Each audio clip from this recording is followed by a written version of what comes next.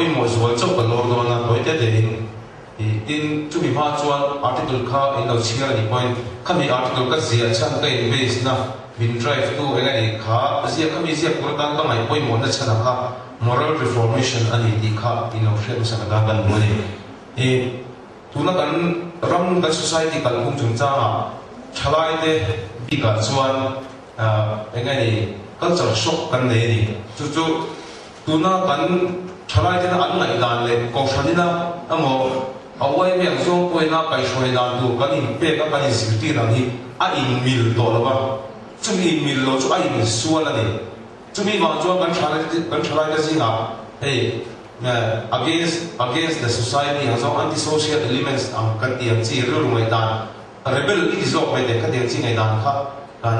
tamne me ma he rebel period kan ti hi sa bu de mi thiam ho chuan sa thina chuan teenage period kan ti thin kha ne ma se tun hai so chuan kan mi zo society he rebel period hi a in son ra a in son tam ti zo so ta la kum son thun nai to ko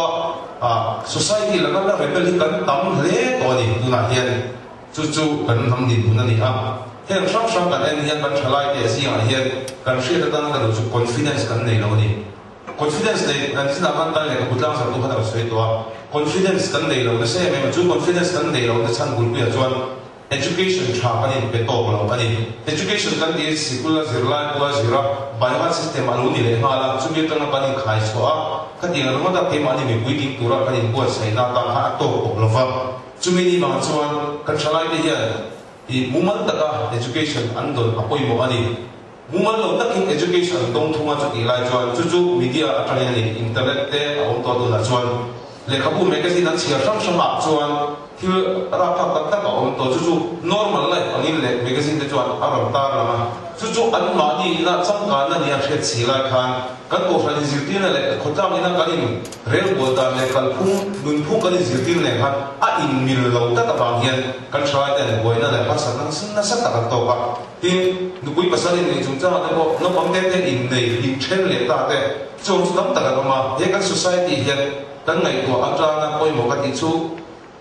Christian chung ko hi kan promote thar ka poi mo chumi turata chuan sex and sexuality hi kalin ha na to poi mo em ani ti ka soi kan du ni ale ram so na sing tu lam pa kan ril mu lo hatai la sikul lam pa chuan education curriculum ma mumal takin kan na nei lo ni pakhat na tin central way mel lam tong hian in zirtin lam chen chuan han kal pui thin mai la zirtir ngam tak kan la om mang lo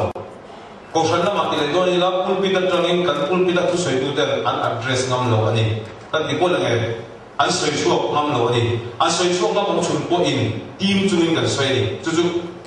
chung ang soi tu chuan kan ni information team kan la dong lo training po nei lo tam tak kan lo mani training na nei mumal si la ba midang zirtir tum chu information team lo pe kan lo si ba a lo me ma chulai ko ma chuan kan ngai ko na seng sai la in Christian jumchimi na tinga heavy issue a hian kan hau thon kan na chan hi ama ka tinga renga ni kuma Malaysia a Christian NGO network conference manga kan kal chuan heavy issue sung chang hi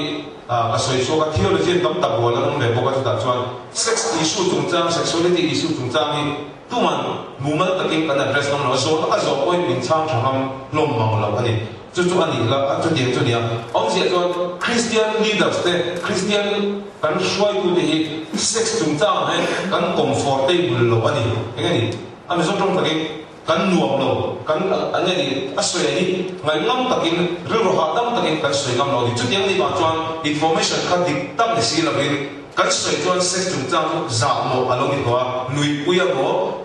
fiam turong ka yang zongin kan kai her taka information dik zong kan kai ya poi mo em chu ka article poi na atu ma chu ni ya chu ni tu ta chu ve ni hen ko ran shoi tu te educationist ti te ngai ku tang lam pang na ka min kai shoi te tu tu shong shong ni ma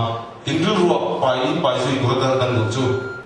Christianity Christian base atang hian sex chung chang hi mumal takin tinge kan in sir tir thiam kan sarkar ro pang ho tu te po hian sex chung chang ai kan thalai te tinge in sir tin kan effect thiam ti kan ngai ko dang da chu tu ni kan lo me